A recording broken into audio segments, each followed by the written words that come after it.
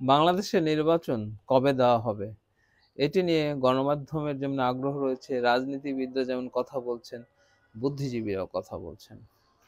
বাংলাদেশের নির্বাচন কবে হবে প্রধান উপদেষ্টা একটি ভাষণে মোটামুটি স্পষ্ট করেছেন।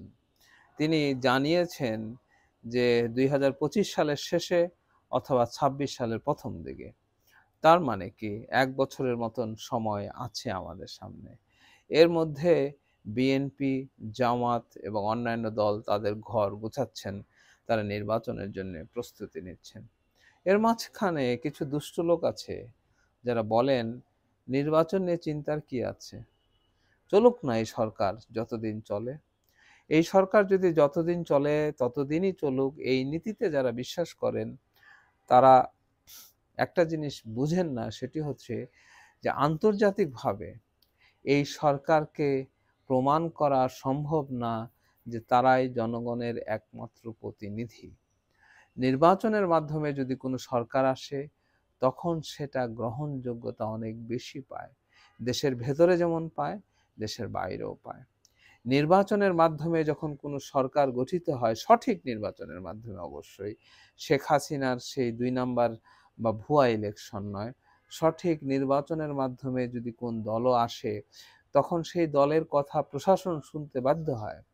কারণ প্রশাসন তখন একটা চাপে থাকে যে এরা নির্বাচিত, এদের কথার দাম আছে।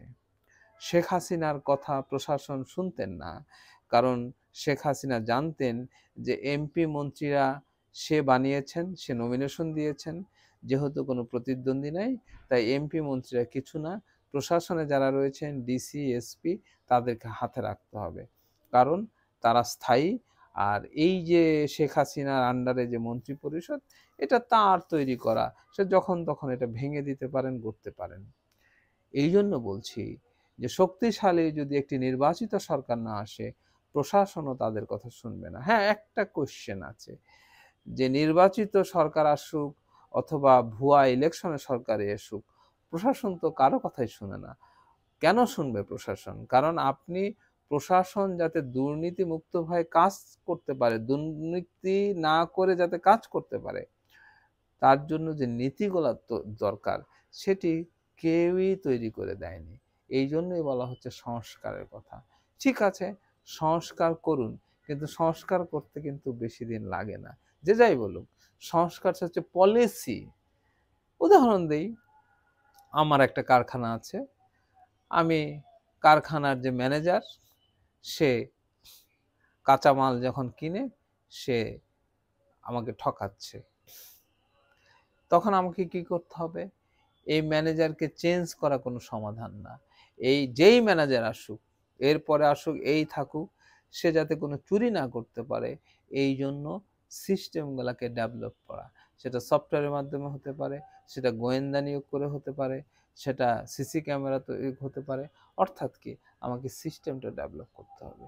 আমি যদি এখন ওই ম্যানেজারকে দোষ দেই যে আমার ম্যানেজার খারাপ তাই আমার ব্যবসা খারাপ, তাহলে এটা কোনো সমাধান নয়। আমি তো মালিক, আমি এটা সমাধান করব। তাই যারা ক্ষমতায় রয়েছেন, ডক্টর ইউনূস, আপনি ক্ষমতায় রয়েছেন, আপনি পলিসি মেক করবেন। আপনি সরকারে থেকে যদি বলেন যে আমি প্রশাসনের জন্য কিছু করতে পারছি না, প্রশাসনের মন মানসিকতা চেঞ্জ করতে হবে। আমি পরিবেশ উপদেষ্টা, কিন্তু আমি কালো ধোঁয়া বন্ধ করতে পারছি না। জনগণ কথা শুনে না। পলিথিন আমি নিষিদ্ধ করতে চাই, কিন্তু লোকজন পলিথিনের ব্যবহার নিয়ে আসে। এটা আপনার বলা চলবে না। আপনাকে পলিসি দিতে হবে, পলিথিন নিয়ে আসছো, তোমাকে পেনাল্টি দিতে হবে। পলিথিন তোমার দোকানে রেখেছো, তো তোমাকে এত টাকা জরিমানা দিতে হবে। পলিথিন বন্ধ করার কারণে কিছু কারখানার ক্ষতি হতে পারে, বৃহত্তর স্বার্থে কিছু মানুষের ক্ষতি হতেই পারে, কিন্তু আপনাকে দেশকে বাঁচাতে গেলে তাদের কথা যদি আপনি ভেবেই থাকেন, ভাবতেই থাকেন, জীবনেও পলিথিন বন্ধ করতে পারবেন না। আপনাকে হার্ড লাইনে যাওয়াটা জরুরি নয়, হার্ড লাইন মূলক আপনাকে পলিসি করতে হবে। এটা করলে এত জরিমানা এবং এত পেনাল্টি, তার জন্য আপনাকে এনফোর্সমেন্ট সিস্টেম রাখতে হবে। আপনাকে আইন শৃঙ্খলা বাহিনীকে দরকার হলে এই কাজে আলাদা একটা ইউনিট করতে হবে, এই বিষয়গুলো বাস্তবায়ন করার জন্য। আমি একটা উদাহরণ দিলাম পলিথিনের ক্ষেত্রে। সরকার যদি মানুষকে দোষ দেয় হবে না, কারণ মানুষের মধ্যে অপরাধ করার, সুবিধা নেওয়ার প্রবণতা থাকবেই। মানুষের মধ্যে চুরি করার অভ্যাস থাকতেই পারে, সেটাকে দোষ দেওয়া যাবে না। সেটা যাতে না করতে পারে, এটা সরকারেরই দায়িত্ব।